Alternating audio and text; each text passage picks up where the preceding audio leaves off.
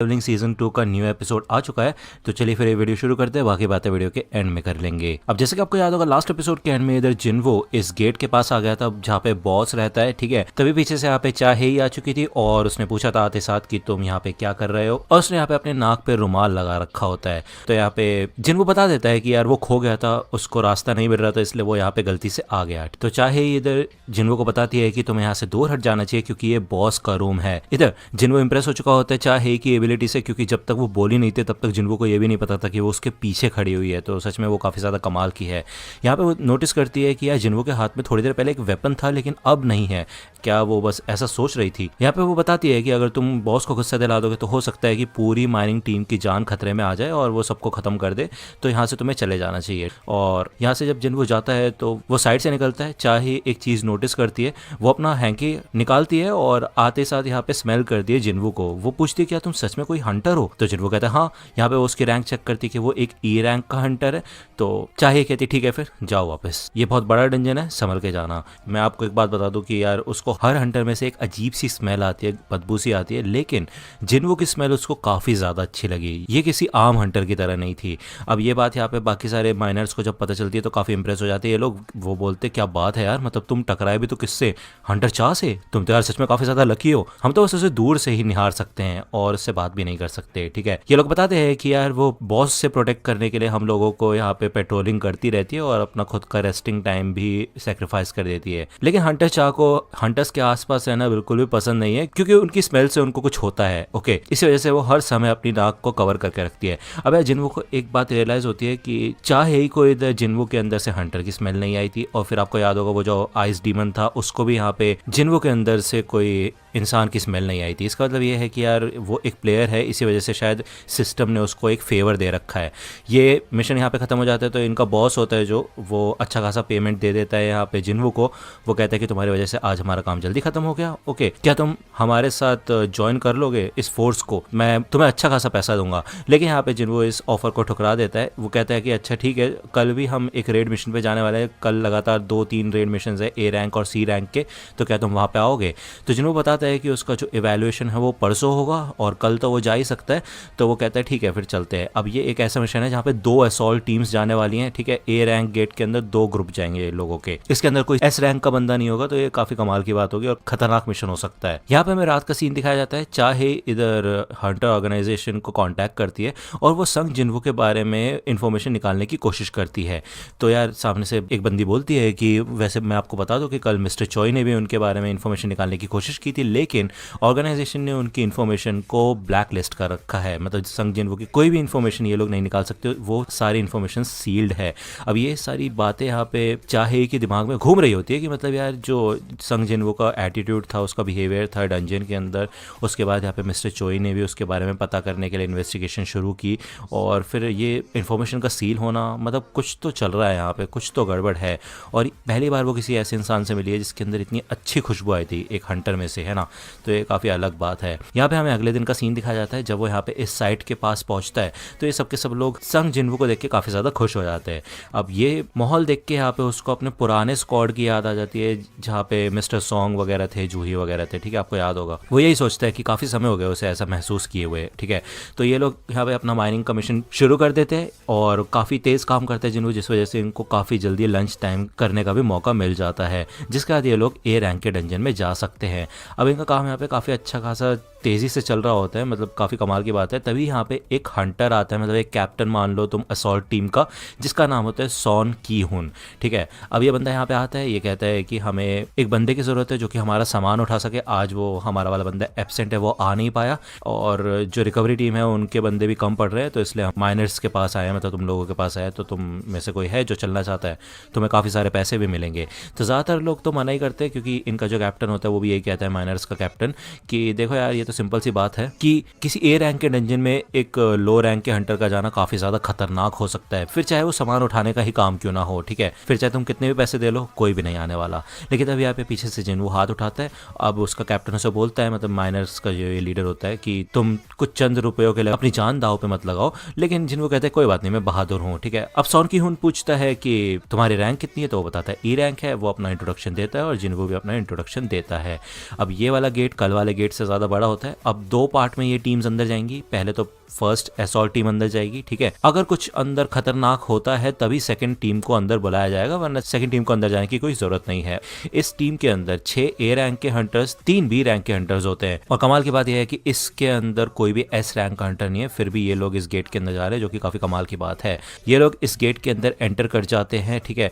इस गेट के अंदर आते साथ ही जिन्वो को एहसास होता है कि इस गेट के अंदर से उसको अलग सी फील आ रही है, मतलब जैसा रेड गेट में से आई थी उसको फील, ठीक है। मतलब कुछ अजीब सा फील हो रहा होता है। तभी साइड में ये हंटर होती है, ये कहती है देखो चिंता मत करो, हमारे जो लीडर हैं, कैप्टन है, ये काफी ज्यादा स्ट्रांग है और यहाँ पे जितने भी हंटर्स है वो सच में काफी ज्यादा स्ट्रांग है, तो तुम सबसे पीछे हो, ओके। तुम्हारे ऊपर कोई भी मैजिक बीस्ट अटैक नहीं कर पाएगा। यहाँ पे कीहुन अपने मन में सोच रहा होता है कि यार अभी वो सिर्फ एक टेम्परेरी कैप्टन है, लेकिन इस मिशन के बाद वो परमानेंट कैप्टन बन सकता है। अभी भी वो एक कैप्टन और वाइस कैप्टन से अच्छा नहीं है, मतलब ए रैंक का बंदा है ये, लेकिन फिर भी इसको यहाँ पे अपने आप को प्रूव करके दिखाना होगा।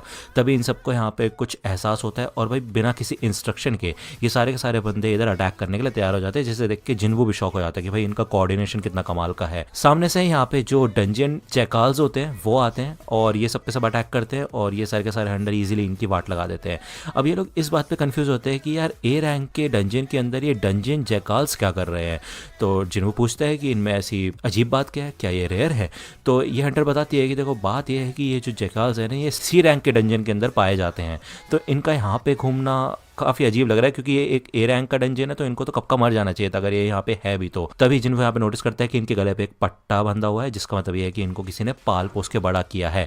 इससे पहले कि ये कुछ सोच पाए तभी यहाँ पे कुछ ऑर्क्स आ जाते हैं और ऑब्वियसली बात है ये काफी ज्यादा खतरनाक होते हैं इन जैकाल से। तो यहाँ पे ये बंदा एक स्पेयर फेंक के मारते हैं, जिससे कि इधर कीहुन की शील्ड भी टूट जाती है। टैंकर आगे आता है और इनको भड़काने की कोशिश करता है, लेकिन ये बंदे भाई पीछे वाले बंदों के ऊपर हमला करना शुरू कर देते हैं। यहाँ से अब फाइट सीन शुरू होते हैं, सारे के सारे फाइट सीन आप टेलीग्राम चैनल पर जाकर देख सकते हो, लिंक मैंने शेयर कर दिया वहाँ पे, ओके। इनकी टीम के अंदर हीलर्स भी होते हैं, मेजेस भी होते हैं, मैजिशियंस भी होते हैं, अटैकर्स भी होते हैं, टैंकर होते हैं, मतलब सब होते हैं, सबके सब अपना अच्छा खासा काम कर रहे होते हैं। इवन इनमें से एक बंदे के पास तो एबिलिटी होती है अपने ये जो मैजिक सोल्जर्स है, मतलब आग वाले सोल्जर्स, उनको निकालने की, उससे भी इसकी काफ़ी सारी MP यूज़ होती है, ठीक है। ये सब के सब लोग काफ़ी ज़्यादा अच्छा लड़ रहे होते हैं, लेकिन ऑब्वियसली बात है ये जो ऑर्क्स है ना, ये ओवर पावर करने लग जाते हैं इन लोगों को। हमें दिखाया जाता है कि एक बंदे का तो हाथ भी काट देते हैं ये लोग, लेकिन ये जो हीलर होती है ना, ये इस बंदे का हाथ भी पूरा ग्रो कर देती है, जो कि काफ़ी कमाल की बात है। लेकिन पीछे से एक और आ जाता है, वो यहाँ पे जब इसके ऊपर हमला करने वाला होता है ना, तभी ये और भाई उठने लग जाता है हवा में और इसका गला घुटने लग जाता है।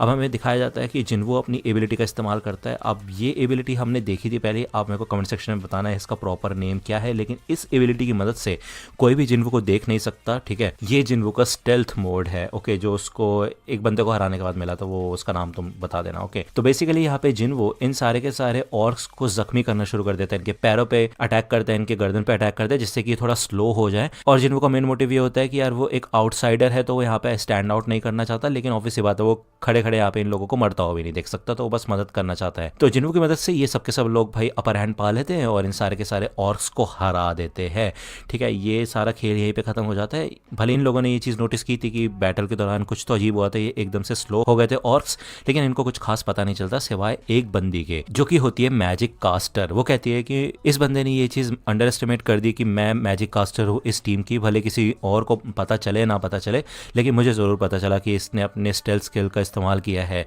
लेकिन चलो ठीक है, इसके खुद के कुछ पर्पस हो सकते हैं, इस बार मैं इसको जाने देती हूँ और इसके बारे में किसी को नहीं बताऊंगी। तो अब ये लोग सोचते हैं कि इनको क्या करना चाहिए, ये जगह काफ़ी ज़्यादा खतरनाक हो चुकी है, तो इनको यहाँ पर रुकना चाहिए, आगे बढ़ना चाहिए या फिर वापस चले जाना चाहिए। अब जिन्वो सोचता है कि यार मुझे पता है कि ये बंदा आगे बढ़ना चाहता होगा, लेकिन अगर ये एक अच्छा खासा कैप्टन है, तभी यहाँ पे कीहुन कहता है ठीक है फिर हम किसी और दिन इस रेड मिशन को कंटिन्यू करेंगे, अभी के लिए हम रिट्रीट करते हैं। तो ये लोग वापस आ जाते हैं इस गेट के पास। अब इस गेट के ऊपर ना एक बैरियर लग चुका होता है, एक हाई लेवल का बैरियर, जिसको तोड़ना थोड़ा मुश्किल है। मैजिक कास्टर कहती है चिंता मत करो, मैं कोशिश कर सकती हूँ, मेरे को थोड़ा समय मिले तो मैं इसको तोड़ने की कोशिश कर सकती हूँ, लेकिन इसके अंदर उसको काफ़ी ज़्यादा ताकत लगेगी। तो ये यहाँ पे मेजेस वगैरह आ जाते हैं, अपनी कोशिश करते हैं इस गेट को तोड़ने की, लेकिन इसके बाद इन तीनों की ना वाट लग जाती है, आंखों से मुंह से खून निकल जाता है। ये एक कर्स मैजिक था, एक ट्रैप था इन लोगों के लिए, क्योंकि यहाँ पे पीछे से काफ़ी सारे ऑर्क्स आ चुके होते हैं, ठीक है। तकरीबन 50 होते हैं ये लोग यहाँ पे। अब ये लोग लड़ तो नहीं सकते क्योंकि भाई बेफालतू में मारे जाएंगे ये लोग, ये इनका सामना भी नहीं कर सकते। ये कुछ अपनी अजीब व गरीब भाषा बोलते हैं ऑर्क्स, थोड़ी देर बाद ये इंसानों की भाषा समझ जाते हैं और ये बंदा अपना इंट्रोडक्शन देता है और बोलता है कि इंसानों, मेरा नाम है कारगलगन और मैं तुम इंसानों से मिलना ही चाहता था। अब कीहुन पूछता है कि ये एंट्रेंस क्या तुमने ब्लॉक किया है, तो कारगलगन कहता है हाँ। कीहुन पूछता है कि क्या तुमसे भी कोई ताकतवर जीव है इस केव के अंदर, तो कारगलगन कहते हैं क्या तुम्हें लगता है कि मेरे से कोई ताकतवर हो सकता है? अब देखो तुम्हारे पास दो रास्ते हैं, या तो तुम मेरे सोल्जर्स के हाथों मारे जाओ या फिर तुम मेरे साथ चलो। तो कीहुन यहाँ पे इस ऑफर को मान जाता है कि वो इनके साथ जाएगा। ठीक है, अब जाने से पहले यहाँ पे कीहुन संग जिनवो को कहता है कि तुम लोएस्ट रैंक के हंटर हो, तो जैसे ही हम यहाँ पे लड़ाई करना शुरू करेंगे ना, जो भी आगे होगा, तो मोस्ट प्रोबेबली ये गेट का जो बैरियर है वो हट जाएगा और तुम्हें सबसे पहला काम ये करना है कि गेट से बाहर निकल के सेकंड असॉल्ट टीम को इन्फॉर्म करना है इस सिचुएशन के बारे में। तो जिनवो कहते हैं देखो तुम्हें मरने की जरूरत नहीं है, क्या तुम मरने के बारे में सोच रहे हो? यहाँ पे साइड में से हीलर आती है, वो कहते हैं देखो तुम्हें मरने की जरूरत नहीं है, क्या तुम मरने के बारे में सोच रहे हो? यहाँ पे साइड में से हीलर आती है, वो कहती है कि मैं भी एक फेवर चाहती हूँ तुमसे, ये मेरी एक शॉर्ट विल है, मैं चाहती हूँ कि तुम ये बाहर लेके जाओ। अब ये सब के सब लोग आगे बढ़ने के लिए तैयार हो जाते हैं। जिनवो कहता है कि ठीक है फिर, लेकिन मैं अभी के लिए अपने पास रख रहा हूँ, मैं चाहता हूँ कि ऐसा कुछ हो ना। दूसरा यहाँ पे हमें बाहर चाहेई का सीन दिखाया जाता है, जो कि संग जिनवो को ढूंढते ढूंढते यहाँ पे आ चुकी होती है। वो पूछती है यहाँ पे इस माइनर वाले लीडर से, तो लीडर बताता है कि वो तो गेट के अंदर गया हुआ है, ठीक है, एक पोर्टर के रोल के साथ। ये लोग यहाँ पे आते हैं अंदर और भाई ये काफी बड़ा कासल टाइप होता है अंदर से, और इधर काफी सारे ऑर्क्स भी शामिल होते हैं। तो यहाँ पे काफी अलग अलग टाइप के ऑर्क्स होते हैं और इनका एक किंग भी यहाँ पे शामिल होता है, जो कि कहता है कि इंसानों स्वागत है तुम्हारा। अब यार ये एपिसोड यहाँ पे खत्म होता है। नेक्स्ट एपिसोड मैं कल लेके आऊंगा। तो यार मैं कल कैसे लेके आऊंगा वो मैं आपको बताऊंगा नेक्स्ट वीडियो के अंदर, ठीक है। अब वो पता नहीं यार इस चैनल के ऊपर आएगी या फिर अगले चैनल के ऊपर आएगी, तो यार वो चैनल सब्सक्राइब कर लेना। सेकंड चैनल के लिंक मैं आपको कमेंट सेक्शन में पिन कर दूंगा, वहाँ पे मैं एपिसोड नंबर 6 डालूंगा सोलो लेवलिंग का। जी हाँ, एक हफ्ते का वेट करने की ज़रूरत नहीं है, कल ही या परसों, मैं तो कल लाने की कोशिश करूँगा, वैसे ट्राई करूंगा जल्दी से जल्दी आ जाए। तो जाके सबसे पहले सब्सक्राइब करो उस चैनल को, ठीक है। इसके अलावा अगर इस एपिसोड के सारे फाइट सीन्स देखना चाहते हो तो लिंक आपको डिस्क्रिप्शन में मिल जाएगी टेलीग्राम चैनल की, जाके चैनल ज्वाइन कर लो, वहाँ पे मैंने लिंक शेयर कर रखे है, वहाँ पे उस लिंक को क्लिक करते साथ ही आप एपिसोड पूरा देख सकते हो, ठीक है। कोई दिक्कत नहीं, कोई टेंशन नहीं। एनीवे, अगर वीडियो पसंद आए तो लाइक करना, सब्सक्राइब कर लो अगर चैनल पर नए हो तो। मिलता हूँ आपसे